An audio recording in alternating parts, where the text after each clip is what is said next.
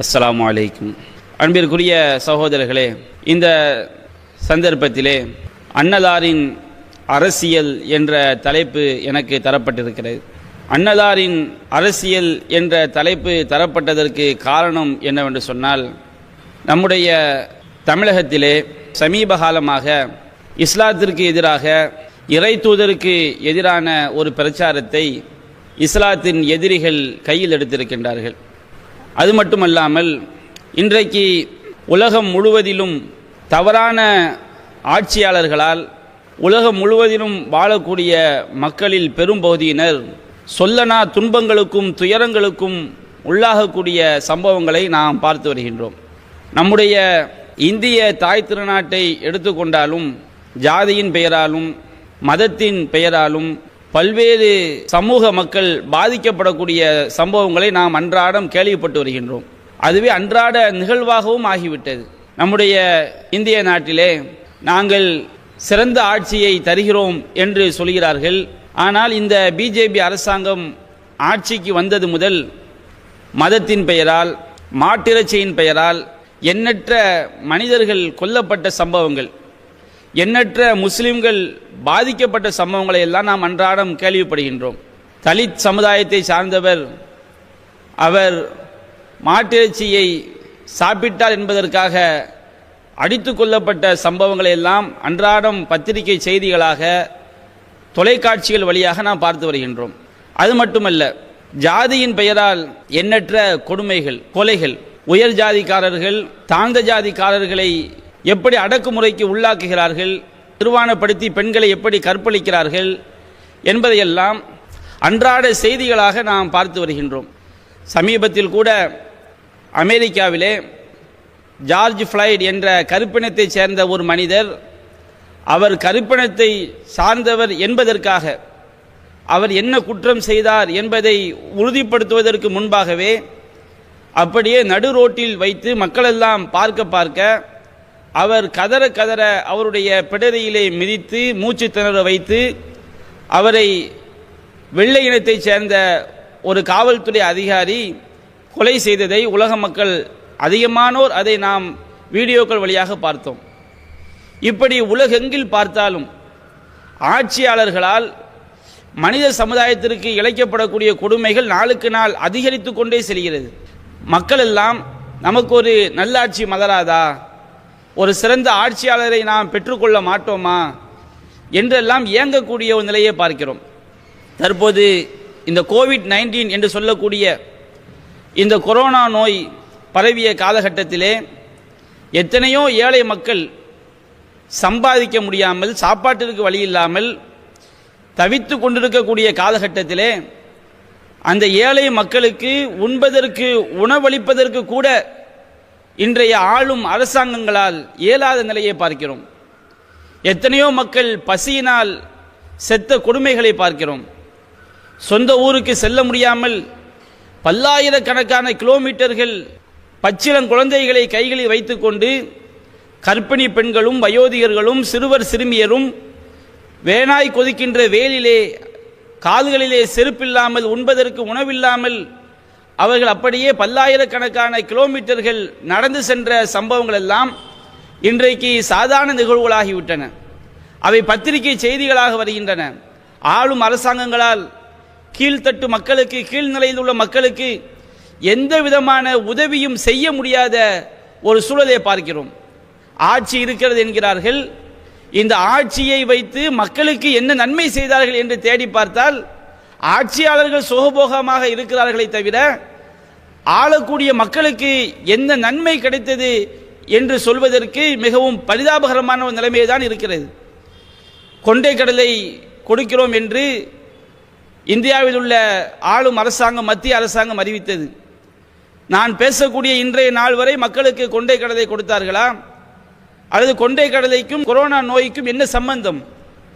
இந்த கடலையை கொடுத்து விட்டால், ஒரு குடும்பத்திற்கு 1 கிலோ என்றோ 2 கிலோ என்று கொடுத்து விட்டால் அது மக்களுடைய நீண்ட கால அந்த வறுமையை போக்கி விடுமா?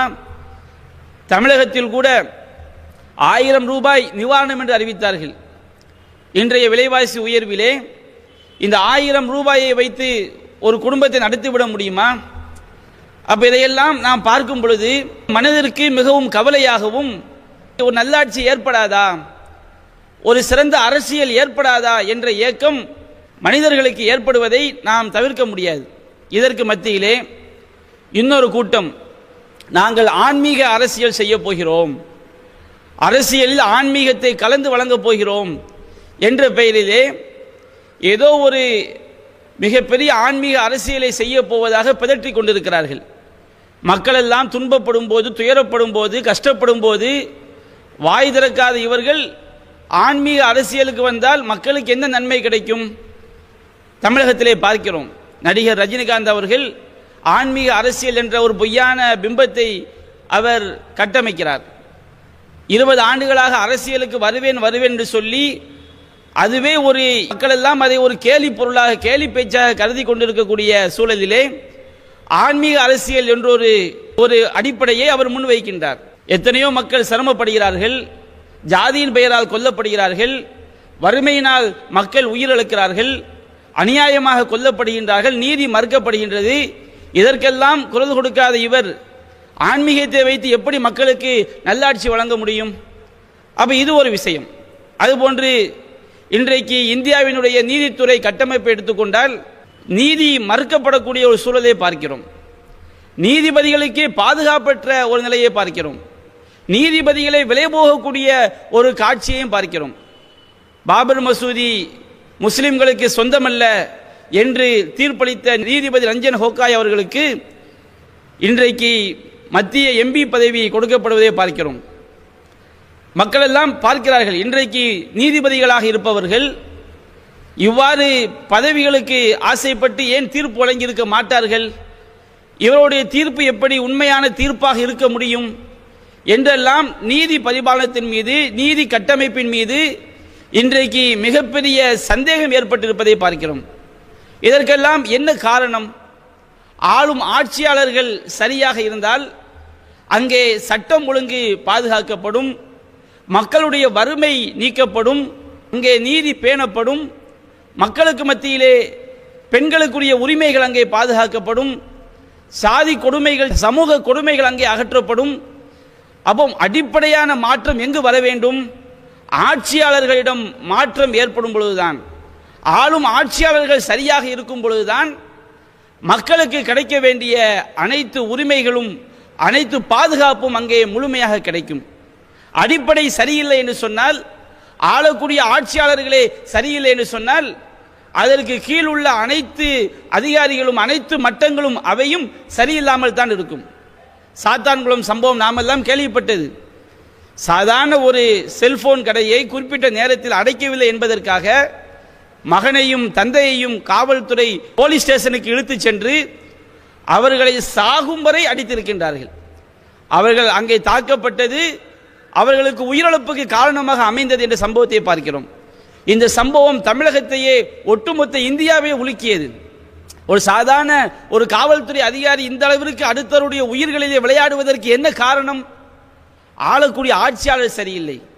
நாம் நமக்கு மேலுள்ள ஆட்சியாளர்களுக்கு பதில் சொல்ல வேண்டும் என்ற பயம் காவல்துறை அதிகாரிகளுக்கு இருந்தால், இதுபோன்று செய்யாத குற்றத்திற்காக ஒரு உயிரை, ஒரு குடும்ப தலைவரை, தகப்பனையும் மகனையும் கொல்வதற்கு காவல்துறை அதிகாரிகள் துணிந்திருப்பார்களா?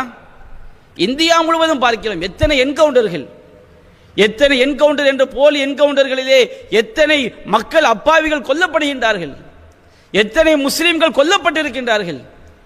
அப்ப இதற்கெல்லாம் என்ன அடிப்படை? ஆட்சியாளர்கள் சரியில்லை, ஆட்சியாளர்கள் மதவெறி பிடித்தவர்களாக இருக்கிறார்கள், ஆளக்கூடியவர்கள் ஊழலிலே ஊறி திளைத்தவர்களாக இருக்கிறார்கள், ஆளக்கூடியவர்களுக்கு மக்கள் நலனின் மீது அக்கறை இல்லை என்பதுதான் இதற்கு அடிப்படையான காரணம். அன்பிற்குரிய சகோதரர்களே, இது போன்ற காலகட்டத்தில் தான் நபிகள் நாயகம் ஸல்லல்லாஹு அலைஹி வஸல்லம் அவர்கள் எப்படிப்பட்ட அரசியலை மக்களுக்கு முன்வைத்தார்கள்? நபிகள் நாயகம் ஸல்லல்லாஹு அலைஹி வஸல்லம் அவர்கள் எப்படிப்பட்ட ஒரு ஆட்சியாளராக திகழ்ந்தார்கள்? அவருடைய ஆட்சி காலத்திலே மக்களுக்கு எப்படிப்பட்ட பாதுகாப்பு இருந்தது? எப்படி மக்கள் பொருளாதாரத்திலே முன்னேற்றம் கண்டார்கள்? எப்படி தீண்டாமை, ஜாதி கொடுமைகள் ஒழிக்கப்பட்டது? எப்படி மூடநம்பிக்கை ஒழிக்கப்பட்டது? என்று முன்மாதிரி ஆட்சியாளராக உலகத்தில் உள்ள அனைத்து ஆட்சியாளர்களும் ஒரு முன்மாதிரியாக கொள்ளத்தக்க வகையிலே நபிகள் நாயகம் ஸல்லல்லாஹு அலைஹி வஸல்லம் அவர்கள் ஆட்சி முறை அமைந்திருப்பதை பார்க்கிறோம். அண்ணல் காந்தியடிகள் கூட சொன்னார், இந்தியாவிலே உமர் ரலியல்லாஹு அன்ஹு அவருடைய ஆட்சி கொண்டு வர வேண்டும் என்று சொன்னார். அந்த உமர் ரலியல்லாஹு அன்ஹு அவர்களை உருவாக்கிய அந்த ஆன்மீக தலைவர் யார்? நபிகள் நாயகம் ஸல்லல்லாஹு அலைஹி வஸல்லம் அவர்கள். நபிகள் நாயகம் ஸல்லல்லாஹு அலைஹி வஸல்லம் அவர்களால் உருவாக்கப்பட்ட ஆட்சியாளர்கள் தான் அபூபக்கர் சித்திக் ரலியல்லாஹு அன்ஹு அவர்கள், உமர் இப்னு கத்தாப் ரலியல்லாஹு அன்ஹு அவர்கள். ஒவ்வொரு சிறந்த இஸ்லாமிய ஆட்சியாளரும் நபிகள் நாயகம் ஸல்லல்லாஹு அலைஹி வஸல்லம் அவர்கள் வகுத்து கொடுத்த அந்த ஆன்மீக அரசியல் அடிப்படையில் அவர்கள் ஆட்சி நடத்திய காரணத்தினால்தான் மிக சிறந்த ஆட்சியை மக்களுக்கு வழங்க முடிந்தது. இன்றைக்கு இஸ்லாத்தின் பெயரால் ஆட்சி நடத்துபவர்கள் எல்லாம், முஸ்லிம் அரசியல் தலைவர்களாக இருப்பவர்கள் எல்லாம் இஸ்லாமிய அடிப்படையில் ஆட்சி நடத்தக்கூடியவர்கள் என்று நான் ஒருபோதும் சொல்ல மாட்டேன். நாம் அப்படி ஒருபோதும் சொல்லக்கூடாது. நபிகள் நாயகம் ஸல்லல்லாஹு அலைஹி வஸல்லம் அவர்கள் காட்டி தந்த அடிப்படையில் ஆட்சி நடத்தக்கூடியவர்கள் தான் மிகச் சிறந்த ஒரு முன்மாதிரி ஆட்சியை மக்களுக்கு வழங்க முடியும். இன்றைக்கு முஸ்லிம் அரசியல் தலைவர்களாக இருப்பவர்கள், முஸ்லிம் பெயரில் ஆட்சியாளர்களாக இருப்பவர்கள், இவர்களுடைய ஆட்சியிலும் பல்லாயிரக்கணக்கான மக்கள் துன்பப்படுவதை பார்க்கிறோம். காரணம், அவர்கள் தங்களுடைய ஆட்சியின் அடிப்படையாக நபிகள் நாயகத்துடைய அந்த ஆட்சி முறையை அவர்கள் முன்மாதிரியாக கொள்ளவில்லை. அன்பிற்குரிய சகோதரர்களே, நபிகள் நாயகம் ஸல்லல்லாஹு அலைஹி வஸல்லம் அவர்களை பற்றி அல்லாஹ் ரப்பல் ஆலமீன் திருமறை குர்ஆனிலே கூறுகின்றான். 7வது அத்தியாயம் 157வது வசனத்திலே அல்லாஹ் கூறுகின்றான், நபிகள் நாயகம் ஸல்லல்லாஹு அலைஹி வஸல்லம் அவர்கள் எப்படிப்பட்டவர்கள், அவர்களை பின்பற்றக்கூடிய மக்கள் எப்படிப்பட்டவர்கள்? அல்லாஹ் கூறுகின்றான், அல்லதீன யத்தபிஊன ரசூலன் நபிய அல் உம்மி அல்லதி யஜிதூனஹு மக்தூபன் இன்தஹும் ஃபித் தௌராத்தி வல் இன்ஜீல். இந்த மக்கள் நபிகள் நாயகம் காலகட்டத்திலே வாழ்ந்த அந்த நபி தோழர்கள் எழுத படிக்க தெரியாத ஒரு உம்மி நபியை அவர்கள் பின்பற்றுகிறார்கள். இந்த நபியை பற்றி தௌராத்திலும் இன்ஜீலிலும், யூத கிறிஸ்தவர்கள் வேதக்காரர்கள் வைத்திருந்த தௌராத் இன்ஜீல் என்ற வேதங்களிலும் முன்னறிவிப்பு செய்யப்பட்டிருக்கிறது, எழுதப்பட்டிருப்பதை அவர்கள் காண்கிறார்கள் என்று அல்லாஹ் சொல்லிவிட்டு, இந்த நபி எப்படிப்பட்ட அடிப்படையை மக்களுக்கு செய்வார், செய்து காட்டினார் என்பதை பற்றி அல்லாஹ் கூறுகின்றான். யஅமுருஹும் பில் மஅரூஃப், இந்த நபி அவர்களுக்கு நல்லவற்றை எடுத்து கூறுவார். வயன்ஹாஹும் அனில் முன்கர், எவையெல்லாம் தீமையான காரியங்களோ, எவையெல்லாம் வெறுக்கத்தக்க காரியங்களோ அவற்றையெல்லாம் தடுப்பார். வயுஹில்லு லஹுமு தய்யிபாத், தூய்மையானவைகளை அவர்களுக்கு அவர் ஆகுமாக்குவார், அனுமதிப்பார். எவையெல்லாம் உண்ண தகுந்தவை, எப்படி தூய்மையான முறையில் சம்பாதிக்க வேண்டும், எந்தெந்த உணவுகள் எல்லாம் தூய்மையான உணவு, ஒரு மனிதன் தன்னை எப்படி தூய்மையாக வைத்துக் கொள்ள வேண்டும் என்று எவையெல்லாம் பரிசுத்தமானவைகளோ, எவையெல்லாம் தூய்மையானவைகளோ அவற்றை இந்த நபி அவர்களுக்கு அனுமதிப்பார். வயுஹர்ரிமு அலைஹிமுல் ஹபாயிஸ், கெட்டவைகளை எல்லாம் அவர்களுக்கு தடை செய்வார். அது கெட்டதா, மது அருந்தக்கூடாது, லஞ்சம் வாங்கக்கூடாது, வட்டி வாங்கக்கூடாது, கொலை செய்யக்கூடாது, கொள்ளையடிக்க கூடாது, கற்பழிக்க கூடாது என்று எவையெல்லாம் தடை செய்யப்பட்டவைகளோ, எவையெல்லாம் உண்ணக்கூடாத உணவுகளோ, இவை அனைத்தையும் அந்த நபி அவர்களுக்கு தடை செய்வார். வயலவ் அன்ஹும் இஸ்ரஹும் வல் அக்லால் அல்லத்தி கானத் அலைஹிம், அவர்கள் மீதுள்ள விலங்குகளை எல்லாம் அறுத்தெறிவார். இன்றைக்கு மனித சமுதாயத்திலே நமக்கு நாமே பல்வேறு விலங்குகளை மாட்டி வைத்திருக்கின்றோம். சமூகத்தில் உள்ள மக்கள் அது தங்களுக்கு பாதிப்பு என்று தெரியாமல் அதை விரும்பி செய்வார்கள். வரதட்சணை கொடுமையை பார்க்கிறோம் அல்லவா? ஒரு பெண் பிள்ளையை பெற்றவன் வரதட்சணை அவன் பிச்சை எடுத்தாவது சிரமப்பட்டாவது அதை கொடுக்க வேண்டும் என்று நினைக்கிறான். சமூகம் தன் மீது அதை விலங்காக பூட்டி இருக்கின்றது. இப்படி எண்ணற்ற கொடுமைகள். அப்ப இந்த மாதிரி சமூகத்தின் மீது பூட்டியுள்ள அந்த விலங்குகளை எல்லாம் அவர் அதை உடை தருவார். ஃபல்லதீன ஆமனு பிஹி வஅஸ்ஸரூஹு வநஸரூஹு வத்தபஉ நூரல்லதி உன்ஸில மஅஹு உலாயிக ஹுமுல் முஃப்லிஹூன். யார் அவர்களை இந்த இறை தூதரை நம்பிக்கை கொண்டு அவரை உறுதிப்படுத்தி அந்த இறை தூதருக்கு உதவி செய்து அவரோடு அருளப்பட்ட ஒளியை பின்பற்றுகிறார்களோ அவர்கள்தான் வெற்றியாளர்கள் என்று அல்லாஹ் கூறுகின்றான். நபிகள் நாயகம் ஸல்லல்லாஹு அலைஹி வஸல்லம் அவர்கள் மக்களுக்கு பூட்டப்பட்ட விலங்குகளை உடை தெரிவதற்கு வந்தவர்கள், மக்கள் மீது உள்ள சுமைகளை அகற்றுவதற்கு வந்தவர்கள், நல்லதை எடுத்துரைத்து தீயதை தடுப்பதற்கு வந்தவர்கள், பரிசுத்தமானவைகளை அனுமதித்து எவையெல்லாம் கெட்டவைகளோ அவற்றை தடுப்பதற்கு வந்தவர்கள். இப்படிப்பட்ட நபிகள் நாயகத்துடைய ஆட்சியின் அடிப்படை, அரசியலின் அடிப்படை எப்படி இருந்தது என்பதை அல்லாஹ் சொல்லி காட்டுகின்றான். அன்பிற்குரிய சகோதரர்களே, ஆட்சி என்றால் என்ன? மக்கள் ஒவ்வொரு மனிதனும் தனக்குரிய பாதுகாப்பை அவன் செய்து கொள்ள முடியாது. ஏன்னா ஒரு சமூகம் என்று சொன்னால் அல்ல வியாபாரம் பண்ணுவாங்க, விவசாயம் பண்ணுவாங்க, மக்களை கற்றுக் கொடுக்கக்கூடிய ஆசிரியர்கள் இருப்பார்கள், பல்வேறு தொழில்துறைகள் இருப்பார்கள், குழந்தைகள் இருப்பார்கள், பெண்கள் இருப்பார்கள், வயோதிகர்கள் இருப்பார்கள். அப்போ ஒவ்வொரு மனிதனும் அவனவன் தனக்குரிய பாதுகாப்பை செய்து கொள்ள முடியுமா? நம்ம ஒரு ஊர்ல இருந்து இன்னொரு ஊருக்கு போகணும்னு சொன்னோம்னா சாலை வசதி தேவை. ஆரம்ப காலகட்டத்தில் மனிதர்கள் அப்படி என்ன செய்வாங்க, வண்டியை கட்டிக்கிட்டு போவாங்க. வண்டி கண்டுபிடிக்கிறதுக்கு முன்னாடி நடந்து போவாங்க. ஒரு பெண் குழந்தை உண்டாகிவிட்டால் அன்றைய காலகட்டத்தில் அதிகமான கர்ப்பிணி பெண்கள் அவர்கள் மரணத்தை தழுவினார்கள். ஏன்னா அன்றைக்கு மருத்துவ வசதி கிடையாது. அப்போ ஒரு ஆட்சி என்று சொன்னால் மனிதர்களுக்கு தேவையான அடிப்படைகளை அவர்களுக்கு செய்து கொடுப்பதுதான் ஆட்சியினுடைய அடிப்படை. அப்போ ஒரு ஆட்சியில் முக்கியமான முதல் அடிப்படை என்னவென்று சொன்னால் அங்கே சட்டம் ஒழுங்கு பாதுகாக்கப்பட வேண்டும். மக்களுக்கு நிம்மதியாக வாழணும். ஒரே கலவரம், கொலை, கொள்ளை இப்படியோ ஒரு சமூகத்தில் இருந்துன்னு வச்சுக்கிடுங்க, அது ஆட்சியே கிடையாது. இன்றைக்கு பத்திரிகைகளை புரட்டி பாருங்க, டெய்லி பத்திரிகைகளை புரட்டினால் ஒவ்வொரு நாளும் எண்ணற்ற கொலைகள், எண்ணற்ற கற்பழிப்புகள், எங்கு பார்த்தாலும் கலவரம், அவன் இவனை தாக்கிவிட்டான், மதத்தின் பெயரால் சண்டைகள், ஜாதியின் பெயரால் சண்டைகள், ஆணவ கொலைகள், இப்படி எங்கு பார்த்தாலும் உலகம் முழுவதும் பாருங்கள், நாள்தோறும் ஆயிரக்கணக்கான மக்கள் கொல்லப்பட்டு கொண்டே இருக்கிறார்கள், ஆயிரக்கணக்கான மக்கள் நசுக்கப்பட்டு கொண்டே இருக்கிறார்கள். ஒரு ஆட்சிக்கு அடிப்படை என்ன? ஒரு ஆட்சி என்று சொன்னால் அவர்கள் விலைவாசியை குறைக்கிறார்களா இல்லையா என்பது அடிப்படை கிடையாது. ஒரு ஆட்சியின் அடிப்படை அந்த நாட்டில் மக்களுக்கு பாதுகாப்பு வழங்க வேண்டும், நாட்டில் அமைதி நிலவ வேண்டும், அங்கே சட்டம் ஒழுங்கு பாதுகாக்கப்பட வேண்டும். இது முதலாவது அடிப்படை. இரண்டாவது, அங்கே நீதி பரிபாலனம் பேணப்பட வேண்டும். அடுத்து மிக முக்கியமான அடிப்படை மக்களுக்கு மத்தியில் உள்ள ஏற்றத்தாழ்வுகள் ஒழிக்கப்பட வேண்டும். நான்காவது, சமூகத்தில் உள்ள மூட நம்பிக்கைகள் களையப்பட வேண்டும். இன்றைய சமூகத்தில் பார்க்கிறோம், எத்தனையோ போலி சாமியார்கள், போலி மதவாதிகள் மக்களுடைய அறியாமையை பயன்படுத்தி அவர்களுக்கு மத்தியிலே மூட நம்பிக்கைகளை புகுத்தி மக்களுக்கு பாதிப்பு ஏற்படுத்தக்கூடிய காரியங்களை செய்ய வைப்பதை பார்க்கிறோம். மக்களுடைய சொத்துக்களை அபகரிப்பதை பார்க்கிறோம். இன்னும் பல்வேறு அடிப்படைகள் சிறந்த ஆட்சிக்கு இருக்கிறது.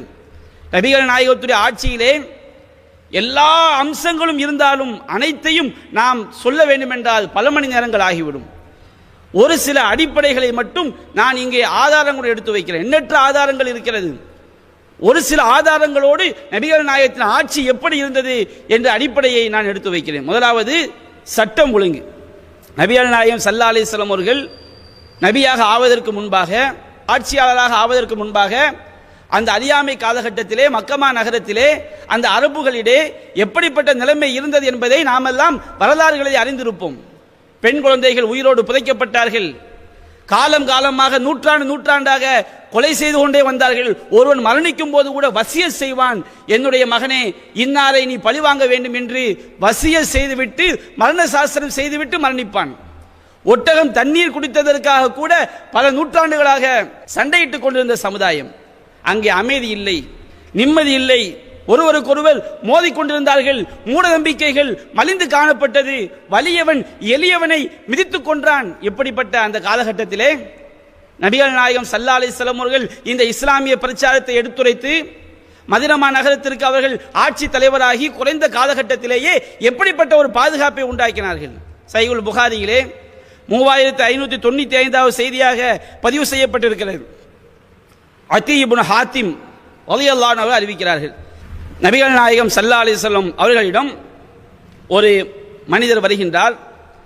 ஒரு மனிதர் இரண்டு விஷயங்களை அவர் முறையிடுகின்றார்.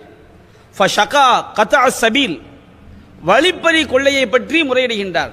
வழிப்பறி கொள்ளையர்கள் மக்களை எல்லாம் கொள்ளையடிக்கிறார்கள், நிம்மதியாக சம்பாதித்து விட்டு வர முடியவில்லை, வழிப்பறி கொள்ளை மலிந்து நிறைந்து காணப்படுகிறது, அதை பற்றி முறையிடுகின்றார்.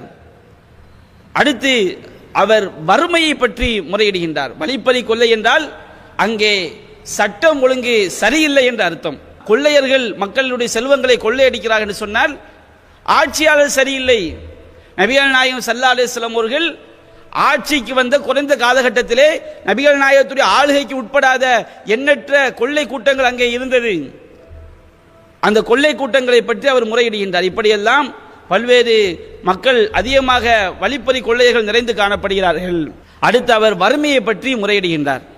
நபிகள் நாயகம் ஸல்லல்லாஹு அலைஹி வஸல்லம் அவர்கள் அதி இப்னு ஹாத்திம் ரலியல்லாஹு அன்ஹு அவர்களுக்கு சொல்கிறார்கள், யா அதியு ஹல் ரஅய்தல் ஹியரா, அதி அவர்களே ஹியரா என்ற நகரத்தை நீங்கள் பார்த்திருக்கின்றீர்களா? அப்போ அதி இப்னு ஹாத்திம் சொல்றாங்க, அல்லாஹ்வின் தூதரே நான் பார்க்கவில்லை, ஆனால் அப்படி ஒரு இடம் இருக்கிறது என்று எனக்கு தெரியும், நான் கேள்விப்பட்டிருக்கிறேன் என்று கூறுகின்றார்.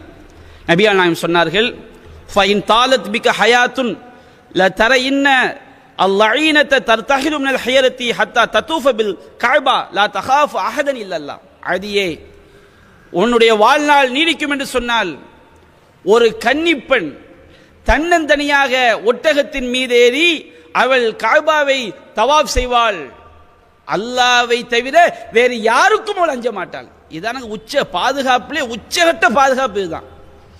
இன்றைக்கு பெண்கள் 6 வயது சிறுமிகள் கூட கயவர்களால் கற்பழிக்கக்கூடிய காலகட்டத்தை பார்க்கிறோம்.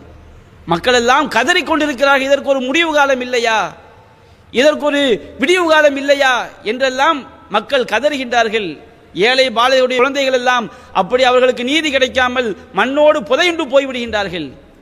இன்றைக்கு ஒரு பெண் தன்னந்தனியாக ஒரு கன்னி பெண் சென்று விட முடியுமா? பகலிலேயே செல்ல முடியாத இரவில் எங்கே செல்வது? ஒவ்வொரு நாளும் எத்தனை பெண்கள் பாலியல் வல்லுறவுக்கு உள்ளாக்கப்படுகின்றார்கள், எத்தனை பெண்கள் கற்பழிக்கப்படுகின்றார்கள். நபிகள் நாயகம் எப்படிப்பட்ட ஆட்சியை உண்டாக்க வேண்டும் சொன்னார்கள், உண்டாக்கி காட்டினார்கள். ஒரு கன்னி பெண் தன்னந்தனியாக அவளோடு யாரும் இல்லாமல் ஒட்டகத்திலே ஏறி ஹியரா என்ற ஊரிலிருந்து காபாவிற்கு வருவாள். அல்லாஹ்வை தவிர எந்த பயமும் இருக்காது. யாரும் அந்த பெண் தனியாக இருக்கிறாளே, இவளை பாலியல் வல்லுறவுக்கு உள்ளாக்கி விடுவோம், இவளை கற்பழித்து விடுவோம், இவளுக்கு பாதிப்பு உண்டாக்கி விடுவோம் என்று எவனும் துணிய முடியாது. பயம். மக்கள் ஒழுக்க ரீதியாக பண்படுத்தப்பட்டார்கள். நபிகள் நாயகம் ஸல்லல்லாஹு அலைஹி வஸல்லம் அவர்கள் அது போன்ற ஒரு சிறந்த ஆட்சி முறையை, மக்களுக்கு பாதிப்பில்லாத ஆட்சி முறையை உருவாக்கி காட்டினார்கள். அப்ப அந்த நபிகள் நாயகம் சொல்லும் போது அதி இப்னு ஹாத்திம் நினைக்கிறார், எவ்வளவு பெரிய வழிப்பறி கொள்ளை கூட்டம் எல்லாம் இருக்கிறது, இவர்களெல்லாம் எப்படி அழிக்கப்படுவார் என்று அவர் ஏதாது என்று நினைக்கிறார். நபிகள் நாயகம் ஸல்லல்லாஹு அலைஹி வஸல்லம் அவர்கள் அதை முடிவுமாக்கி காட்டினார்கள். அடுத்து நபிகள் நாயகம் சொன்னார்கள், அதி அவர்களே நீங்கள் உயிரோடு இருந்தால் கிஸ்ராவுடைய பொக்கிஷங்கள் எல்லாம் வெற்றி கொள்ளப்படும் என்றார்கள். அடுத்து சொன்னார்கள், அதி அவர்களே உங்களுக்கு வாழ்நாள் நீடிக்கும் என்று சொன்னால் எந்த அளவிற்கு செல்வ செழிப்பு அதிகரிக்கும் என்றால், ஒரு மனிதன் தன்னுடைய 2 கைகள் நிறைய தங்கத்தோடு அல்லது வெள்ளியோடு தர்மம் செய்வதற்காக செல்வான், அவனுடைய தர்மத்தை பெற்றுக்கொள்வதற்கு யாரும் இருக்க மாட்டார்கள். அப்படிப்பட்ட ஒரு செல்வ செழிப்பை அல்லாஹ் உருவாக்குவான், வறுமை ஒளியும் என்று நபிகள் நாயகம் ஸல்லல்லாஹு அலைஹி வஸல்லம் அவர்கள் முன்னறிவிப்பு செய்தார்கள்.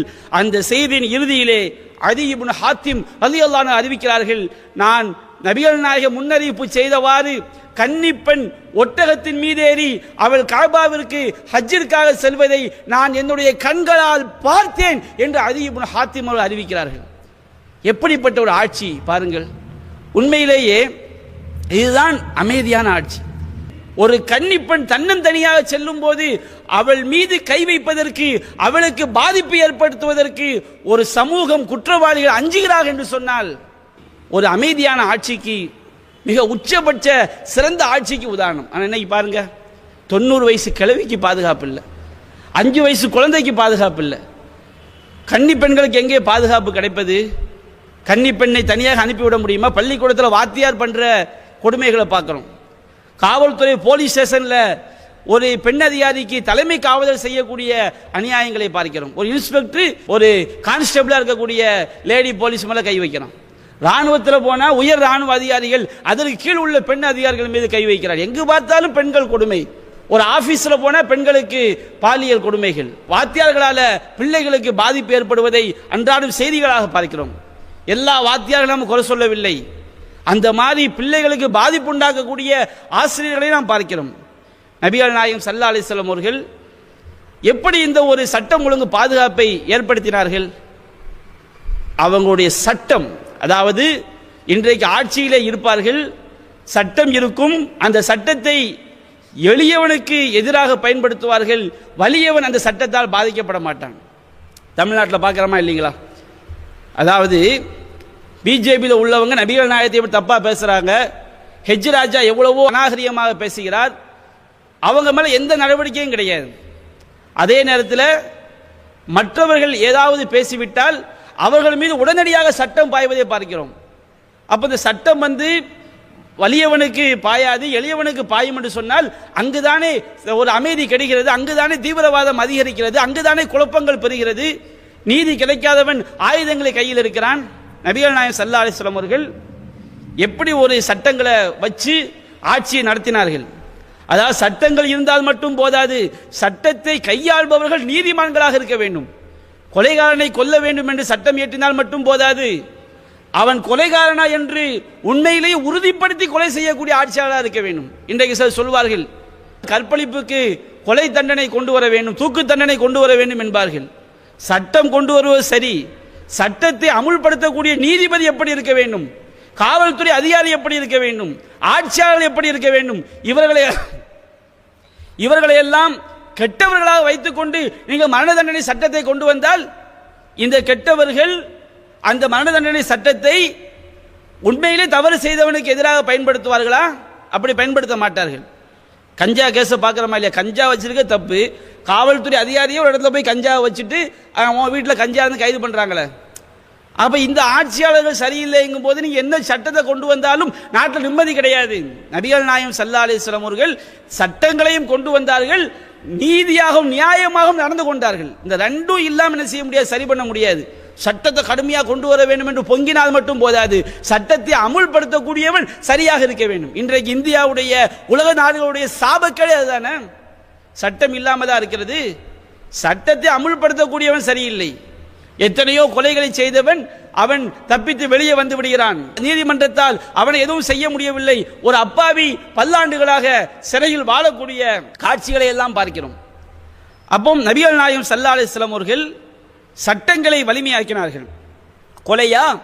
திருமறை குர்ஆன் சொன்னது 5வது அத்தியாயம் 32வது வசனத்திலே, மன் கத்தல நஃப்ஸன் பிகைரி நஃப்ஸின் அவ் ஃபஸாதின் ஃபில் அர்த் ஃபகன்னமா கத்தல நாஸ ஜமீஆ. ஒருவன் கொல்லப்பட வேண்டும் என்றால் அவன் கொலை செய்தவனாக இருக்க வேண்டும். கொலைகாரனுடைய உயிரை எடுக்கலாம், ஏனென்று சொன்னால் அவன் இன்னொரு உயிரை கொண்டிருக்கிறான், அதை அரசாங்கம் செய்ய வேண்டும். ஒரு கொலை செய்தவன் கொலைகாரனுக்கு மரண தண்டனை கொடுக்கலாம், ஏனென்றால் அவன் இன்னொரு உயிரை கொண்டிருக்கிறான். பூமியிலே குழப்பம் செய்யக்கூடியவர்களுக்கு மரண தண்டனை கொடுக்கலாம்.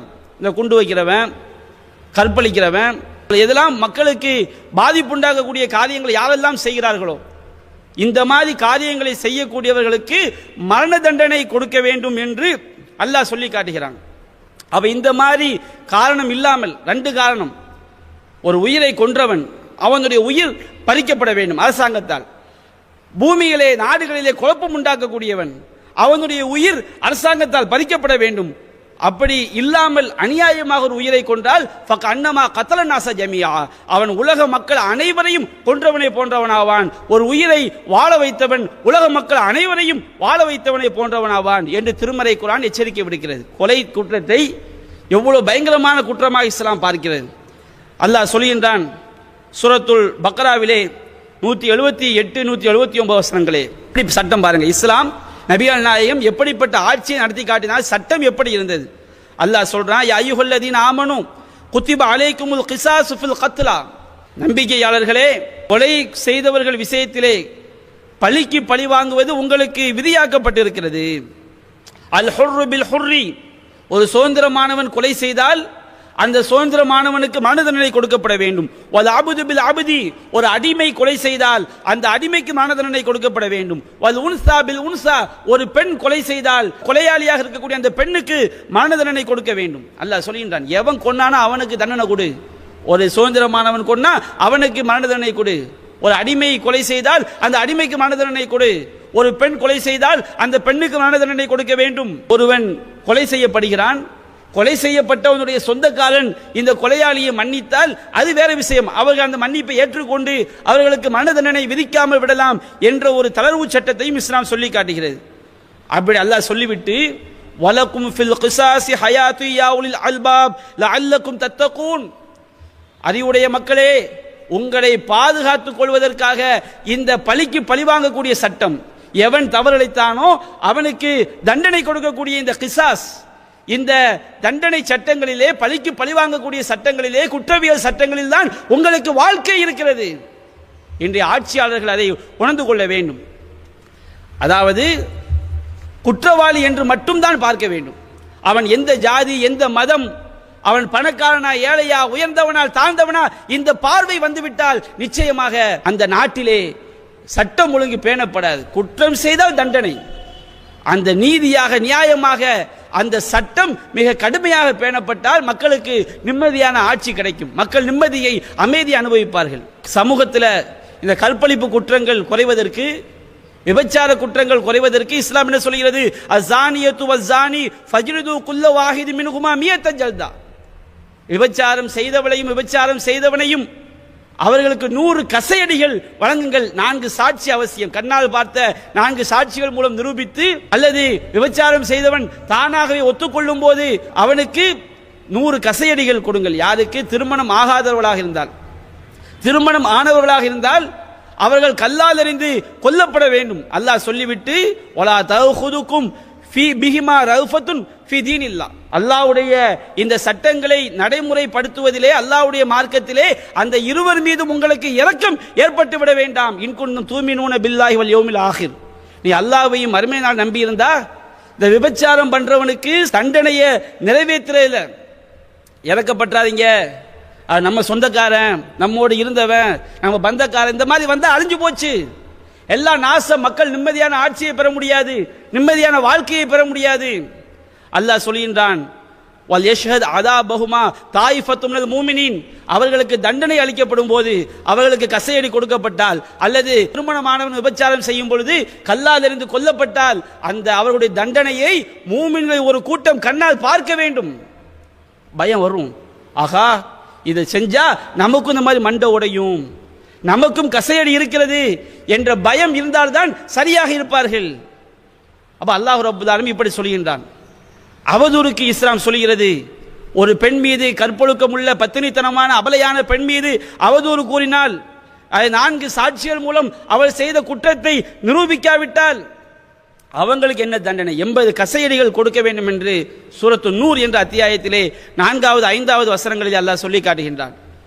நீதி நிலைநாட்டப்பட வேண்டும். முதல்ல சட்டம் பேணப்பட வேண்டும். சட்டம் கரெக்டா இருக்கணும். திருடி விட்டானா வஸாரிகு வஸாரிகத்து ஃபக்தஉ ஐதியஹுமா ஜஸாம் பிமா கஸபா.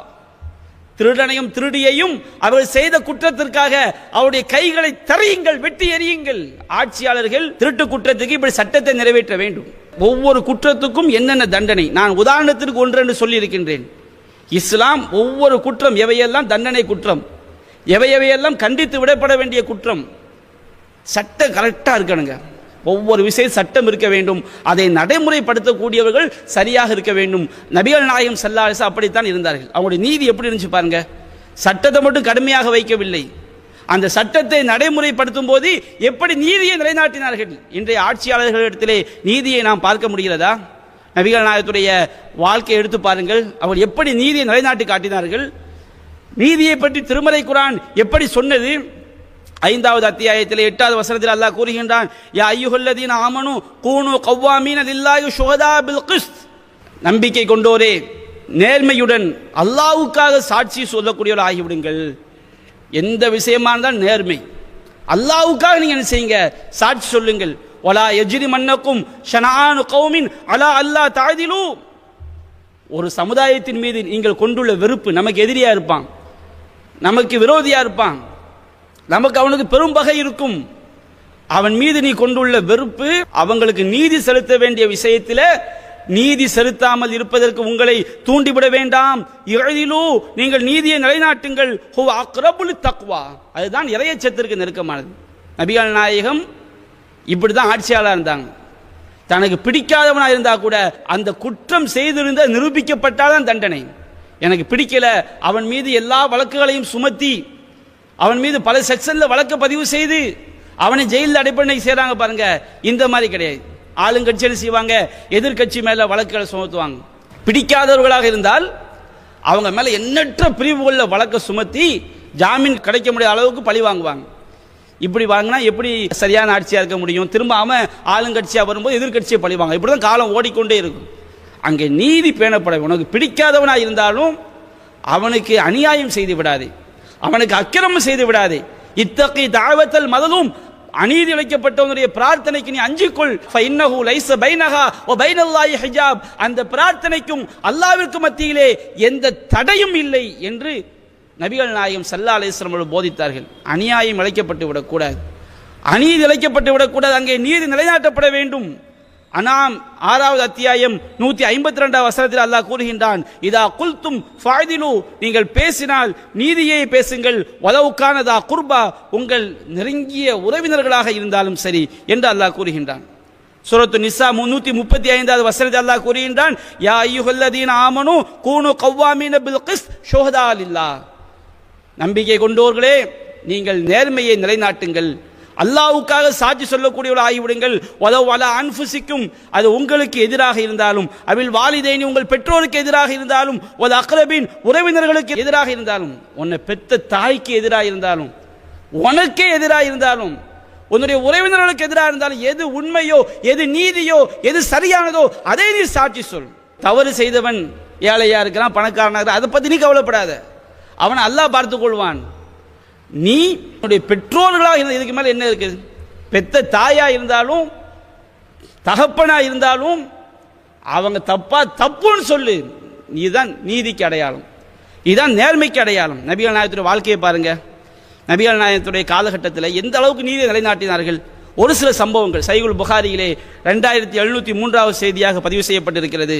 நபிகள் நாயகம் காலத்திலே அனஸ் பின் நதுர் அப்படிங்கிற ஒரு சஹாபி, அனஸ் பின் நதருடைய மகள் என்ன செஞ்சிடறாங்கன்னா, ஒரு பெண்ணுடைய பல்ல உடைச்சிட்றாங்க. குர்ஆனை சொல்லி காட்டுது, பல்ல உடைச்சா சின்னு பி சின்னி, பல்லுக்கு பல்லு, கண்ணுக்கு கண்ணு, காதுக்கு காது, கொலைக்கு கொலை. இதுதான் இஸ்லாம் சொல்லக்கூடிய நீதி பரிபாலன சட்டம். அனஸ் பின் நதுர் மிகப்பெரிய ஒரு சஹாபி. அந்த சஹாபியுடைய மகள் இன்னொரு பெண்ணுடைய, ஒரு அடிமை பெண்ணுடைய பல்லை உடைத்து விடுகிறார்கள். இவர் மிகப்பெரிய சஹாபி, நபிகள் நாயகத்துக்கு துணையாக இருக்கக்கூடியவர். சஹாபியுடைய மகள் தவறு செய்து விட்டால் பாதிக்கப்பட்ட பெண் ஒரு அடிமை பெண், ஒரு ஏழை பெண், ஒரு அபலை பெண். இந்த அனஸ் பின் நதுர் என்ன செய்யறான்னா, மார்க்கத்தில் 2 சட்டம் இருக்குது. பல்ல உடைச்சாச்சா பாதிக்கப்பட்டவங்களுக்கு ஈட்டு தொகையும் கொடுக்கலாம், அதுக்கு அபராத தொகையும் கொடுக்கலாம், அதே மாதிரி பழி வாங்கவும் செய்யலாம். ஆனால் அதை முடிவு செய்கிறது யார்? பாதிக்கப்பட்டவன். இல்லை பழி வாங்க வேண்டாம், எனக்கு அந்த தண்ட தொகை அபராத தொகையை தந்துடுங்க, ஈட்டு தொகையை தந்துடுங்க அப்படின்னு சொல்லி தொகையும் வாங்கிக்கலாம். அப்படின்னு அனஸ் பின் நதுர் என்ன செய்யறாரு, அல்லாஹ்வின் தூதரே என் மகளுடைய பல்ல உடைக்க வேண்டாம், நான் அபராத தொகையை கொடுத்துட்றேன். அவர் என் மகளை தண்டிக்காதீங்க சொல்லலை. மார்க்கத்தில் 2 வழிகாட்டுதலும் இருக்கிறது. ஒன்று அதே தண்டனையை கொடுக்கலாம், ஈட்டு தொகையும் கொடுக்கலாம். ஆனால் முடிவு செய்ய வேண்டியது பாதிக்கப்பட்டவன். ஈட்டு தொகையை தந்துடுறேன், அவங்கள்ட்ட சொல்லுங்கிறார். அப்போ நபிகள் நாயகம் சொன்னாங்க, இதாங்க நீதி, இதுதான் நியாயம். நபிகள் நாயகம் சொன்னார்கள், அவர் மிகச்சிறந்த சஹாபி, மார்க்கத்திற்காக பாடுபட்ட ஒரு சஹாபி. அந்த சஹாபிக்கு ரசூல் ஸல்லல்லாஹு சப்போர்ட்டாக செயல்பட்டிருக்கலாம். அவர் நபிகள் நாயகம் சொல்றாரு, வல்லதி பாஸக பில் ஹக் லா துக்ஸரு சனியத்துஹா, அல்லாஹ்வின் தூதரே உங்களை உண்மையை கொண்டு அனுப்பியமே சத்தியமாக என்னுடைய மகளுடைய பல்லு உடைக்கப்படக்கூடாது. அல்லாஹ் அவர் துவா செய்கிறார், உடைச்சிடாதீங்கிற மாதிரி கோரிக்கை வைக்கிறார். அப்போ நபிகள் நாயகம் சொல்றாங்க, யா அனஸ் கிதாபுல்லாஹி அல் கிசாஸ், அனஸ் அவர்களே அல்லாஹ்வுடைய சட்டம், அல்லாஹ்வுடைய விதி பழிக்கு பழி வாங்குவதுதான் அப்படிங்கிறாங்க. ஆனால் அந்த அனஸ் பின் நதுர் செய்த துவாவினால் அல்லாஹ் அந்த கோரிக்கையை ஏற்று பாதிக்கப்பட்டவங்களுடைய உள்ளத்தை மாற்றி அவங்க என்ன செய்கிறாங்க, எங்களை ஈட்டு தொகை தந்தா போதும், பல்லு உடைக்கப்பட வேண்டாம் என்று அவர்கள் ஏற்றுக்கொள்கிறார்கள். அந்த பாதிக்கப்பட்டவங்க ஈட்டு தொகை ஏற்றுக்கொள்கிறாங்க. நபிகள் நாயகம் ஸல்லல்லாஹு அலைஹி வஸல்லம் சொல்லி காட்டுறாங்க அந்த அனஸ் பின் நதுரை பற்றி, இன்னமின் இபாதில்லாஹி மன், அல்லாஹ்வுடைய அடியார்கள் சிலர் இருக்கிறார்கள், வக்ஸமா அலல்லாஹில் அபர்ரஹு, அவங்க அல்லாஹ் மேலே சத்தியம் பண்ணி ஒரு துவாவாக ஒன்றை கேட்டால் அதை அல்லாஹ் நிறைவேற்றி கொடுக்கிறான் என்று சொன்னார்கள். இது அனஸ் பின் நதுருடைய சிறப்பை காட்டுகிறது. ஆனால் அனஸ் பின் நதுர் மிக சிறந்த சஹாபியாக இருந்தாலும் நபிகள் நாயகம் சட்டத்திலே இறங்கி போனார்களா? உன்னுடைய மகளாக இருக்கலாம், உன்னுடைய மகளாக இருந்தாலும் சட்டம் எதுவோ அதைத்தான் நிறைவேற்றுவேன் என்று அங்கே நீதியை நடைமுறைப்படுத்தி காட்டினார். இதுதான் ஆட்சியாளருக்குரிய அடிப்படை. ஏன் சொந்தம் ஏன் பந்தம், இன்றைக்கு பாருங்க, ஒரு ஆட்சிக்கு வந்துட்டானா அவன் சொந்தக்காரன் பந்தக்காரன் எல்லா சொத்துக்கள் கோடி, 1000 கோடி, லட்சம் கோடி, அப்படியே கோடிகளில் மிதப்பதை பார்க்கிறோம். ஒவ்வொரு ஆட்சியாளர் நிலைமை அதுதானே. அப்ப இன்றைக்கு நீதி என்று சொன்னால் தனக்கு எதிராக இருந்தாலும் அங்கே நீதி பேணப்பட வேண்டும். நபிகள் நாயகத்துடைய வாழ்க்கையில பாருங்க, சஹீஹுல் புகாரில் 3475 செய்தியாக பதிவு செய்யப்பட்டிருக்கிறது. நபிகள் நாயக காலத்தில் மக்சூமியா குலத்தை சார்ந்த ஒரு உயர்ந்த குலம் ஒரு பெண் என்ன செய்து விட்டால், திருடினால் கைகள் அங்கே வெட்டப்பட வேண்டும். அந்த குடும்பத்துக்காரங்கள்லாம் சொல்றாங்க, நம்ம குடும்பத்தை சார்ந்த பெண்ணுக்கு கை வெட்டப்படக்கூடாது, நாம் நபிகள் நாயகத்திடம் சென்று பேச வேண்டும். நபிகள் நாயகத்திடம் பேசுவதற்கு தகுதியானவர் யார்? ரசூலுல்லாஹ்வுடைய பாசத்திற்குரிய உசாமா இப்னு ஸெய்த் தான் அதற்கு தகுதியானவர் என்று சொல்லி அவரை விட்டு பேச சொல்றாங்க. அல்லாஹ்வின் தூதரே, நீங்க கையை வெட்ட வேண்டாம், அபராதம் விதிங்க, அந்த மாதிரி பேச சொல்லும் போது நபிகள் நாயகம் ஸல்லல்லாஹு அலைஹி வஸல்லம் அவர்கள் அப்படியே கொந்தளிக்கிறார்கள். அனஸ் அவர்களே, இன்னமா அஹ்லகல்லதீன கப்லக்கும் அன்னஹும் கானு இதா சரக பிஹிமுஷ் ஷரீஃப் தரக்கூஹு, உங்களை முன் வாழ்ந்தவர்கள் நாசமா போனதுக்கு என்ன காரணம் தெரியுமா? அவர்களில் வலிமையானவன் திருடிவிட்டால் அவனுக்கு தண்டனையை நிறைவேற்றுவார்கள், அவனுடைய கைகளை வெட்டுவார்கள். வைதா சரக ஃபீஹிமுல் அஈஃப், அவர்களில் பலவீனமானவன் திருடிவிட்டால் அகாமு அலைஹில் ஹத்த, வலியவன் திருடிவிட்டால் கைவிட்டாமல் விட்டு விடுவார்கள், எளியவன் திருடிவிட்டால் அவனுக்கு தண்டனையை நிறைவேற்றுவார்கள். இதுதான் முன்னாடி உள்ளவங்க அழிஞ்சு போனதுக்கு இதுதான் காரணம். ஒரு நாடு நாசமா போறதுக்கு இதுதான் காரணம். எப்பொழுது பார்த்தால் தீவிரவாதம் தீவிரவாதம் என்று பொங்குகிறார்களே, தீவிரவாதம் ஒழிவதற்கு அங்கே நீதி பேணப்பட வேண்டும். ஒரு சமுதாயத்திற்கு அநீதி இழைக்கப்பட்டால் அவர்கள் தீவிரவாதத்தில் தான் இறங்குவார்கள். அதான் பார்க்கிறோம். கொலை செய்கின்றான், நீதிமன்ற கேஸ் 10 வருடம் 20 வருடம் என்று நடக்கிறது. இறுதியில் பல ஆண்டுகள் கழித்து அவன் விடுதலை செய்யப்படுகின்றான். இப்படித்தான் 199 வழக்குகள் நடக்குது. பாதிக்கப்பட்டவன் பார்க்கிறான், இது கோர்ட்டு கேஸ்ன்னு போனா என் தந்தையை கொன்றவனுக்கு, என் மனைவியை கொன்றவனுக்கு, என் பிள்ளையை கொன்றவனுக்கு, என் உறவினரை கொன்றவனுக்கு நீதி கிடைக்காது. அதனால் அவன் ஆயுதத்தை கையில் எடுக்கின்றான். பாதிக்கப்பட்டவன் வெளியில் வரும்போது கோர்ட்டு வளாகத்திலேயே அவனை கொன்று போட்ட சம்பவங்களை எல்லாம் பார்க்கிறோமே, உலகம் ஃபுல்லாக பார்க்கிறோமே. நாளுக்கு நாள் கொலைகள் அதிகரிப்பதற்கு என்ன காரணம்? கொலை செய்தவனை அரசாங்கம் தண்டனை நிறைவேற்ற வேண்டும், காலம் கடத்தக்கூடாது. காலம் கடந்த நீதி அது சரியான நீதி அல்ல. அப்ப நீதி கிடைக்கலங்கும் போது அவன் ஆயுதத்தை கையில் எடுத்து அவன் பழிவாங்க துடிக்கின்றான். இதுதான் தீவிரவாதம்ங்கிறீங்க. ஒரு சமூகத்தை ஒடுக்கும் போது அடக்கும் போது அவன் அப்படியே குட்ட குட்ட குட்ட அவன் குனிந்து கொண்டே செல்ல மாட்டான். ஒரு நேரத்தில் இவர்களிடம் நீதி கிடைக்காது எனும் போது எதிர்த்து அடிக்க துவங்குகிறான். ஐயோ தீவிரவாதம் என்று கதறினால், இருக்கின்ற ஆட்சியாளர்கள் சரியாக இருந்தால் அங்கே நீதி பேணப்பட்டால் அங்கே தீவிரவாதம் ஒழிக்கப்படும். நபிகள் நாயகம் சொன்னார்கள், வைமுல்லா, அல்லாஹ்வின் மீது சத்தியமாக சொல்கின்றேன், லவ் அன்ன ஃபாத்திமத்த பின்த் முஹம்மதின் சரகத் லகதஅது யதஹா, இந்த முகமதுடைய மகள் ஃபாத்திமா திருடினாலும் அவருடைய கையை தரிப்பேன் என்று நபிகள் நாயகம் ஸல்லல்லாஹு அலைஹி வஸல்லம் சொன்னார்கள். இப்படிதான் நீதி. இந்த நீதி நிலைநாட்டப்பட்டால் அங்கே என்ன செய்யப்படும்? அங்கே நிம்மதியான ஆட்சி என்ன செய்யப்படும்? நடைபெறும். அடுத்து, ஒரு சமூகத்தில் ஒரு ஆட்சி என்றால் என்ன? அடித்தட்டு மக்கள், ஏழை மக்களுடைய பொருளாதாரத்தை உயர்த்துவதற்கு, அவர்கள் வறுமையில் வாடாமல் பாதுகாப்பது ஒரு ஆட்சியினுடைய அடிப்படை. இன்றைக்கு அது இருக்கான்னு பாருங்க. ஆட்சியாளர்கள் நல்லா இருக்கிறாங்க. இன்றைக்கு இந்த கோவிட்-19 கொரோனா நோய் இருக்கு பாருங்க, இதுல கூட ஊரடங்கு உத்தரவு போடுறான். எதுக்கு போடுறான்? மக்களை பாதுகாக்கிறதுக்கு இல்லை, நாம வெளியே போய் அந்த உயர் பதவியில் இருக்கக்கூடியவங்களுக்கு நோய் வந்துடக்கூடாதான். இன்றைக்கு அதிகாரிகள் எப்படிலாம் பதறாங்கிறத பார்க்குறோம். அப்படியே போடுறாங்க. ஒரு கைதிக்கு என்ன செஞ்சிடுச்சு? காய்ச்சல் வந்துடுச்சு. அந்த கைதியை ஆஸ்பத்திரிக்கு அழைச்சிட்டு போகணும். அதிகாரி அப்படியே ஒதுங்கி ஒதுங்கி போகிறாங்க. அந்த கைதியை நடுவில் வாயா, அவன் கொஞ்சம் இந்த அதிகாரி பக்கத்தில் வரும்போது இவன் பயந்து ஓடுறான். அப்போது ஒரு இப்படி அதிகாரிகள் எல்லாருமே எதுக்கு இந்த ஊரடங்கு உத்தரவு? நீ வெளியே போய் ஓ மூலமாக எனக்கு நோய் வந்துடக்கூடாது, அந்த பயம்தான். அவன் மக்கள் நல்லா இருக்கணும், மக்கள் நிவாரணம் பெறணுங்கிற அடிப்படையை பார்க்க முடியலை. அப்போ இப்படி பாருங்க, இன்றைக்கு இந்த ஊரடங்கினால் மக்களுக்கு மத்தியில் அதிகமாக போடுறாங்க பாருங்க. லாக்டவுனில் எத்தனை குடும்பங்கள் கொரோனாவில் செத்தவர்களை விட இந்த வறுமையால், பசி கொடுமையால் மாண்டவர்கள் அதிகம். அந்த புள்ளி விவரங்கள் எல்லாம் இன்றைக்கு அரசாங்கத்தால் மறைக்கப்படுகிறது. நபிகள் நாயகம் காலத்தை எடுத்து பாருங்க. ஜக்காத் என்ற அருமையான அந்த திட்டத்தை கொண்டு ஒவ்வொருவருக்கும் சம்பாதித்ததில் 2.5% நீ ஜக்காத்தாக ஏழை வரியாக செலுத்த வேண்டும் என்று சொல்லி எப்படிப்பட்ட ஒரு செல்வ செழிப்பை நபிகள் நாயகம் உண்டாக்கி காட்டினார்கள். நபிகள் நாயகம் ஹதீஸ்களில் பார்க்கிறோம். வறுமையில் வாடக்கூடிய மக்களை நபிகள் நாயகம் அவர்களுக்காக எப்படி பாடுபட்டார்கள், அவர்கள் எப்படி உயர்த்தினார்கள் என்பதை பார்க்கிறோம். சஹீஹுல் புகாரியிலே 2298 செய்தியாக பதிவு செய்யப்பட்டிருக்கிறது. நபிகள் நாயகம் சொல்லி காட்டுறாங்க, ஆட்சியினுடைய ஆரம்ப காலகட்டத்திலே ஒரு மரணித்த ஒரு மனிதர், அவர் மீது கடன் இருக்கிறது. அவர் கொண்டு வரப்படும் போது நபிகள் நாயகம் கேட்குறாங்க, இவர் கடன் இருக்குதான்னு கேட்குறாங்க. அப்போ சஹாபாக்கள் இல்லைன்னு சொன்னோன்னே, இருக்குன்னு சொன்னால் ரசூலை தொலை வைக்க மாட்டாங்க, நீங்களே தொலை வச்சுக்கிடுங்கம்பாங்க. இல்லை என்று சொன்னால் என்ன செய்வாங்க, ரசூல் ஸல்லல்லாஹு அலைஹி வஸல்லம் வந்து தொலை வைப்பார்கள். ஆனால் நபிகள் நாயகம் ஸல்லல்லாஹு அலைஹி வஸல்லம் ஃபலம்மா ஃபதஹல்லாஹு அலைஹி ஃபுதூஹ், அவர்களுக்கு பல வெற்றிகளை அல்லாஹ் கொடுத்தவுடன் நபிகள் நாயகம் சொன்னார்கள், அன அவுலா பில் மூமினீன மின் அன்ஃபுஸிஹிம், மூமின்களுடைய உயிரை விட நான் அவர்களுக்கு மிக நெருக்கத்திற்குரியவன். அந்த அளவுக்கு அல்லாஹ் என்னை ஒவ்வொரு மூமினும் நம்முடைய உயிரை விட நபிகள் நாயகத்தை நேசிக்க வேண்டும். நபிகள் நாயகம் நமக்கு நெருக்கத்திற்குரியவர்கள். நாம் எப்படி நபிகள் நாயகத்தை நம்ம உயிரை விட நேசிக்கிறோமோ அதுபோல் நபிகள் நாயகம் நம்மை நேசிக்கிறார்கள். ஃபமன் தூஃபிய மினல் மூமினீன், ஒரு ஏதாவது ஒரு இறை நம்பிக்கையாளர் அவர் மரணித்து ஃபதரக்க தைனன், அவர் கடனை விட்டு சென்றிருந்தால் ஃபஅலைய கலாவுஹு, அதை நிறைவேற்றுவது என் மீது கடமை என நபிகள் நாயகம் சொன்னார்கள். வமன் தரக்க மாலன், ஒரு மூமின் மௌத்தாயி அவர் செல்வத்தை விட்டு சென்றால் ஃபலி வரசத்திஹி, அந்த செல்வம் அவருடைய வாரிசுக்குரியது. அவன் கடனோடு மரணித்தால் அவனுடைய வாரிசை நிறைவேற்ற வேண்டியதில்லை, நான் நிறைவேற்றுகிறேன். அந்த மூமின் அவன் என்னை உயிரை விட நேசிப்பதை போன்று நானும் அவனை மிகவும் நேசிக்கிறேன். எப்படிப்பட்ட ஆட்சி பாருங்க, கடனோடு மௌத்தாயிட்ட அந்த கடனை வந்து அரசாங்கம் அடைக்கிறது என்று சொன்னால், நபிகள் நாயகம் அடைத்தார் என்று சொன்னால் அது மக்களுக்கான ஆட்சி அல்லவா? தன்னுடைய குடும்பத்திற்கு ஜக்காத் ஹராம், தனக்கென்று எதையும் சேர்த்து வைத்துக் கொள்ளவில்லை, ஓலை குடிசை.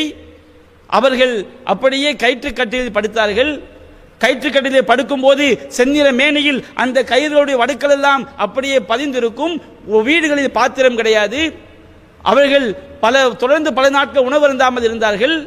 சலித்த கோதுமையை அவர்கள் பார்த்தது கிடையாது, கோதுமை மாவை பார்த்தது கிடையாது.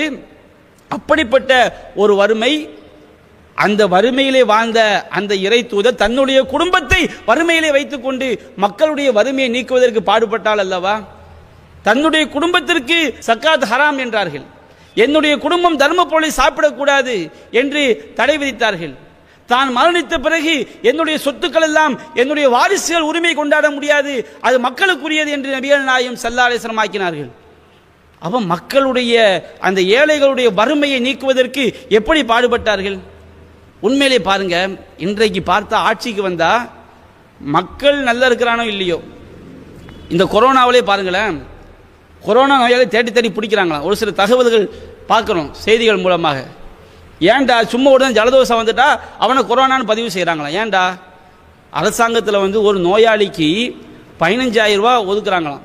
இவனை சும்மா படுக்க போட்டு இவனுக்கு 1000 ரூபாய்க்கு செலவு பண்ணிட்டு மற்ற எல்லாரும் என்ன செய்கிறாங்க, அந்த மீதி உள்ள ஒவ்வொரு நோயாளியின் பேரில் கணக்கெழுதி பல மட்டங்கள் அதிகாரிகள் முதல் ஆட்சியாளர் வரை அந்த பணத்தை என்ன செஞ்சுக்கிறாங்க, சுருட்டிக்கிறாங்க என்ற ஒரு குற்றச்சாட்டும் பரவலாக எழுப்பப்படுவதை பார்க்கிறோம்.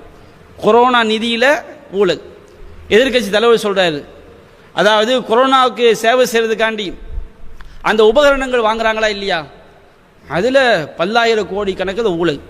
அப்ப இன்னைக்கு பாருங்க, ஆட்சியாளர் எல்லாமே தன்னை வளப்படுத்திக் கொள்வதில், தன்னுடைய சொத்துக்களை பெருக்கிக் கொள்வதில், தன்னுடைய பிள்ளை குற்ற சொத்துக்களை பெருக்கிக் கொள்வதில் அவங்க கவனமா இருக்கிறாங்க. நபிகள் நாயகத்துடைய ஆட்சியை பாருங்க, தன்னுடைய குடும்பம் வறுமையில் வாடும்போது கூட பாதிக்கப்பட்ட மக்களுக்கு அவர்கள் கவனம் செலுத்தினார்கள். அவர்களுடைய வாழ்வாதாரத்தை பெருக்குவதற்கு, அவருடைய வறுமையை போக்குவதற்கு அவர்கள் முன்னுரிமை கொடுத்தார்கள் என்பதை பார்க்கிறோம். அகமதில் பதிவு செய்யப்பட்டிருக்கிறது. இந்த செய்தி புகாரி முஸ்லிம் வருகிறது. என்ன செய்தி? நபிகள் நாயகம் ஸல்லல்லாஹு அலைஹி வஸல்லம் அவங்களுடைய காலகட்டத்தில் வந்து நபிகள் நாயகம் ஸல்லல்லாஹு அலைஹி வஸல்லம் அவர்களுக்கு போர்க்களங்கள் மூலமாக சில அடிமைகள் கிடைக்கிறார்கள். அடிமைகளை வந்து உழைக்கிறதுக்கு உதவி பண்ணுறதுக்கெல்லாம் என்ன செய்வாங்க, பயன்படுத்துவாங்க. அப்போ அலி ரலியல்லாஹு அன்ஹு என்ன செய்ய, ரசூலுல்லாஹ்வுடைய மருமகன் அலி ரலியல்லாஹு அன்ஹு, மருமகன் மட்டுமல்ல அந்த இஸ்லாத்தினுடைய முக்கியஸ்தர்களில் அவரும் ஒருவர்.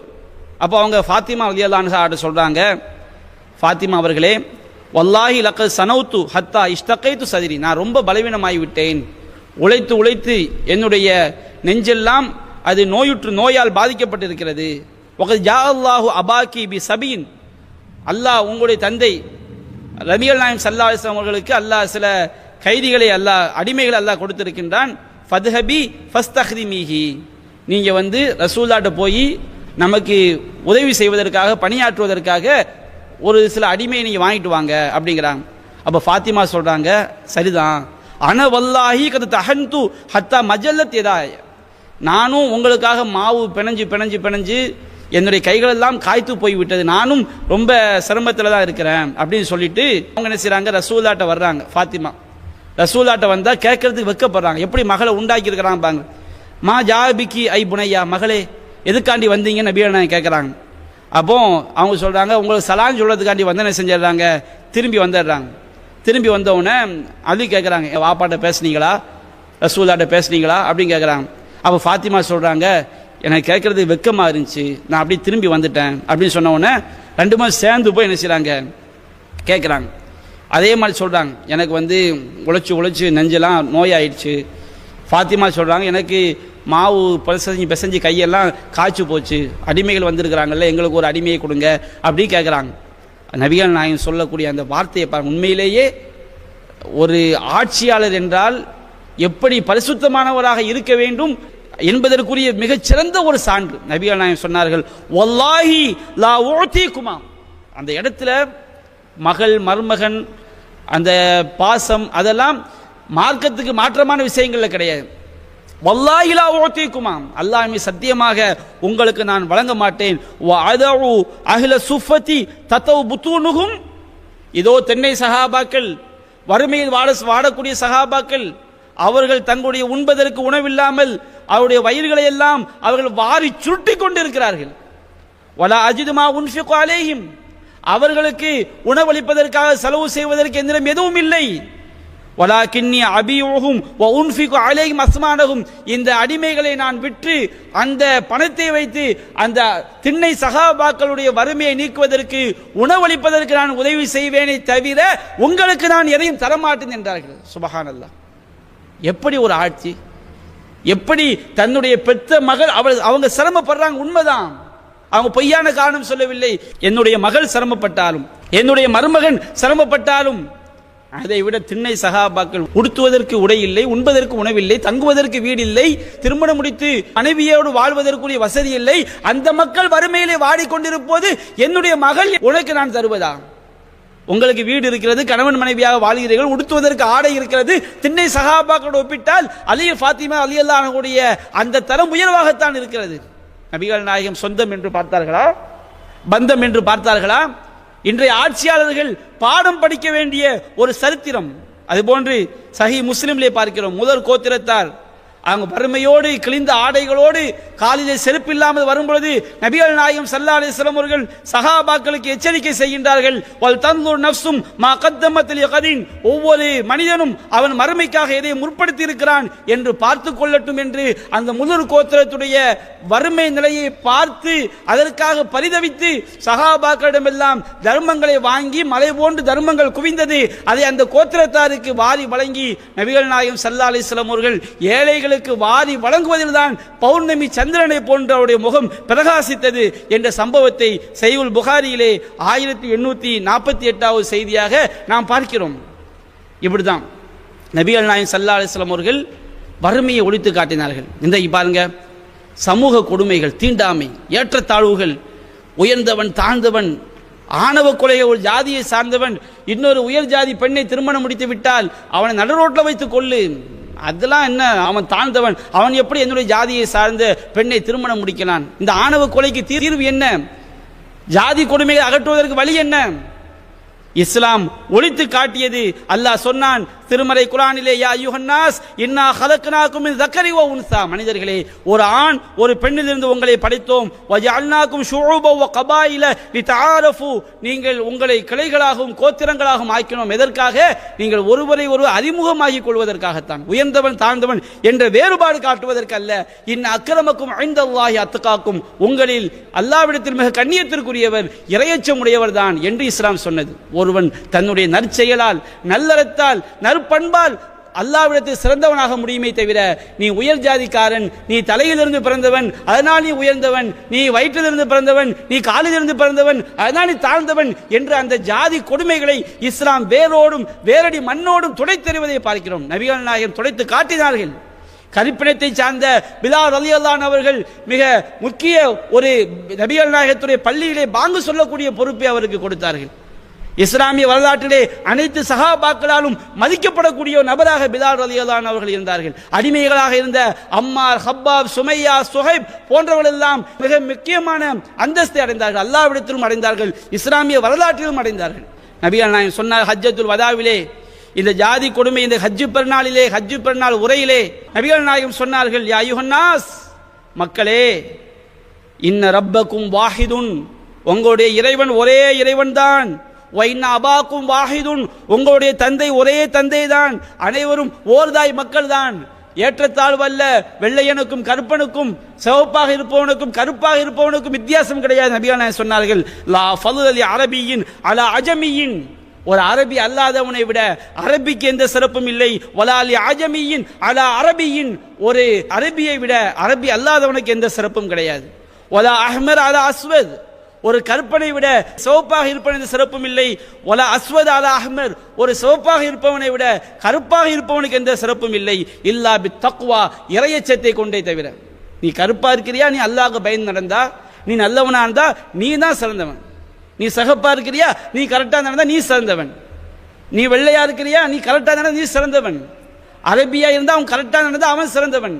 அரபி அல்லாதவனாக இருந்தால் அவன் சரியாக நடந்தால் அவன் சிறந்தவன். அரபியாக இருந்தாலும் அநியாயம் செய்தால், அக்கிரமம் செய்தால், வெள்ளையாக இருந்தாலும் சிவப்பாக இருந்தாலும் அக்கிரமம் செய்தால் அவன் கெட்டவன். நல்லவன் கெட்டவன் என்பது அவருடைய செயல்களை வைத்து தீர்மானிக்கப்பட வேண்டுமே தவிர பிறப்பால், ஜாதியால், மதத்தால் அது தீர்மானிக்கப்படக்கூடாது என்பதை இஸ்லாம் அங்கே நிலைநிறுத்தி காட்டியது. சமத்துவத்தை உண்டாக்கி காட்டியது, சமத்துவத்தை பேணியது இஸ்லாத்தில் தான். சமத்துவம் அங்கே பேணப்படுகிறது. இன்றைக்கு ஜாதி கொடுமைகளுக்கு, நிறவெறி கொடுமைகளுக்கு, மொழிவெறி கொடுமைகளுக்கு இஸ்லாத்தில் தான் தீர்வு இருக்கிறதே தவிர இந்த சமத்துவம் கொண்டு வரப்பட்டால் மட்டும்தான் அங்கே மக்கள் நிம்மதியை பெறுவார்களே தவிர இல்லை என்றால் மக்களுக்கு நிம்மதியான ஆட்சி கிடைக்காது. நபிகள் நாயகம் வருவதற்கு முன்பாக பெண் குழந்தைகளை உயிரோடு புதைத்தார்கள். பெண் குழந்தை பிறந்து விட்டது என்று செய்தி சொல்லப்பட்டாலே முகம் கருத்து அப்படியே சமூகத்தை விட்டும் விலகி சென்று விடுவான். அதை இழிவோடு வளர்த்தெடுப்பதா அல்லது உயிரோடு மண்ணில் புதைத்து விடுவதா நினைத்தார்கள். அந்த கொடுமை இஸ்லாம் மாற்றி காட்டியது. சூரத்து நஹல் என்ற அத்தியாயத்திலே 16வது அத்தியாயத்திலே 58, 59 வசனங்களை அல்லாஹ் சொல்லி காட்டுகின்றான். கணவனை இழந்த பெண்களுக்கு எவ்வளவு பெரிய கொடுமைகள் எல்லாம் இழைக்கப்பட்டது என்பதை சஹீஹுல் புகாரி 4579வது தகவல். அந்த கொடுமைகளை இஸ்லாம் ஒழித்து கட்டியது. வாத்து நிசா சதகாத்திகின்ற நிகழா, பெண்களுக்கு மகர் கொடுத்துதான் திருமணம் செய்ய வேண்டும். ஒரு பெண்ணை திருமணம் செய்யும் போது நீதான் மகர் கொடுக்க வேண்டும். அவருடைய செலவினங்களுக்கு பொறுப்பேற்றுக் கொள்ள வேண்டும். அவள் மூலம் பிறக்கக்கூடிய குழந்தைகளுக்கு நீதான் பொறுப்பு என்று கணவன் மீது இஸ்லாம் அந்த அனைத்து பொறுப்புகளையும் சுமத்தி பெண்ணினத்தை பாதுகாத்தது. வாத்து நிசா சதகாத்திகின்ற நிகழா, பெண்களுக்கு மகர் கொடுத்து திருமண கொடைகளை கொடுத்து திருமணம் செய்யுங்கள் என்று திருமறை குர்ஆன் 4வது அத்தியாயத்திலே 4வது வசனத்தில் அல்லாஹ் கூறுகின்றான். ஜோசியம், மக்களை மூட நம்பிக்கைகளாக மக்களை சொத்துக்களை பறிப்பது, ஏமாற்றுவது, இன்னைக்கு நிறைய பாபாக்கள்லாம் வர்றாங்க பாருங்க. இந்த மூட நம்பிக்கைகள் அனைத்தையும் இஸ்லாம் அழித்து ஒழித்தது. சகுனம் பார்க்கறது தப்பு, தாயத்து போடுறது தப்பு, ஜோசியம் பார்க்கறது தப்பு, சிலை வழிபாடு தவறு. மக்கள் வெயிலில் போய் நிற்பாங்க நேர்ச்சி பண்ணிக்கிட்டு, அந்த மாதிரி உங்களை வருத்தி கொள்ளாதீர்கள் என்று அனைத்து மூட நம்பிக்கைகளை ஒழித்தது. மதுவை ஒழித்தது. இன்றைக்கு மதுவினால் எத்தனை கேடுகள், எத்தனை குடும்பங்கள், எத்தனை உயிர்கள் அங்கே மாய்ந்து போகிறது. எத்தனை குடும்பங்கள் நடுத்தவருக்கு வந்திருக்கிறார்கள், எத்தனை பேர் சொத்துக்களை இழந்திருக்கிறார்கள். திருமறை குர்ஆன் 5வது அத்தியாயம் 92 வசனங்களிலே இஸ்லாம் மதுவை ஒழிக்கிறது. நபிகள் நாயகம் மதுவை ஒழித்து காட்டி மக்களுக்கு நிம்மதியான வாழ்க்கை ஏற்படுத்தினார்கள். வட்டியை ஒழித்தார்கள். இன்றைக்கு வட்டியினால் எத்தனை குடும்பங்கள் பாதிக்கப்பட்டிருக்கிறது, எத்தனை பேர் தற்கொலை செய்கிறார்கள். இந்த வட்டி கொடுமையை ஒழித்தது இஸ்லாம். பல்வேறு திருமறை வசனங்கள் வட்டி கொடுமைக்கு எதிராக பேசுகிறது. பல ஹதீஸ்கள் சொல்கிறது, அனாதைகளின் சொத்துக்களை சாப்பிடுவது கூடாது, அனாதைகளை பராமரிக்க வேண்டும், உறவினர்களை பராமரிக்க வேண்டும், பெற்றோரை பராமரிக்க வேண்டும், மனைவி மக்களும் எப்படி நடந்து கொள்ள வேண்டும், பெண்களுக்குரிய உரிமைகள் என்ன என்று அனைத்தை பற்றியும் இஸ்லாம் சொல்லி காட்டுகிறது. அதுபோல் நபிகள் நாயகம் ஸல்லல்லாஹு அலைஹி வஸல்லம் அவர்கள் சஹாபாக்களை உருவாக்கி காட்டினார்கள். அன்பிற்குரிய சகோதரர்களே, இதுதான் ஆன்மீக அரசியல். ஆன்மீக அரசியல் என்றால் என்ன? தானும் சரியாக இருந்து மக்களுக்கும் நல்லவற்றை போதித்து மக்களுக்கு நிம்மதியான வாழ்க்கையை கொடுத்து ஏற்றத்தாழ்வுகளை ஒழித்து நீதியை நிலைநாட்டி வாழ்ந்து காட்டிய அந்த அரசியல் தான் ஆன்மீக அரசியல். அப்படிப்பட்ட ஒரு ஆன்மீக அரசியலை உலக அரசியல் தலைவர்களுக்கெல்லாம் முன்மாதிரி அரசியலை நிகழ்த்தி காட்டியவர்கள் நபிகள் நாயகம் ஸல்லல்லாஹு அலைஹி வஸல்லம் அவர்கள். இந்த உலகத்திற்கு நபிகள் நாயகத்தை பின்பற்றினால் மட்டும்தான், நபிகள் நாயகம் எத்தகைய அறநெறிகளை போதித்தார்களோ அந்த அறநெறிகளை வாழ்க்கையாக கொண்டால் மட்டும்தான் சிறந்த ஆட்சியை அரசியலை மக்களுக்கு வழங்க முடியுமே தவிர வெறும் வாயளவிலே பேசிக் கொண்டிருப்பதால் மக்கள் பாதிப்பு பல்லாண்டு காலம் தொடரத்தான் செய்யும். எனவே நபிகள் நாயகத்துடைய அரசியல் தான் அனைத்து அரசியல் தலைவர்களும் பின்பற்றத்தக்க ஒரு அரசியல், ஒரு ஆன்மீக அரசியல் என்று சொல்லி என்னுடைய உரையை நிறைவு செய்கின்றேன். வாஹிரு தஅவானா அல்ஹம்துலில்லாஹி ரப்பில் ஆலமீன். அஸ்ஸலாமு அலைக்கும் வரஹ்மத்துல்லாஹி வபரகாத்துஹு.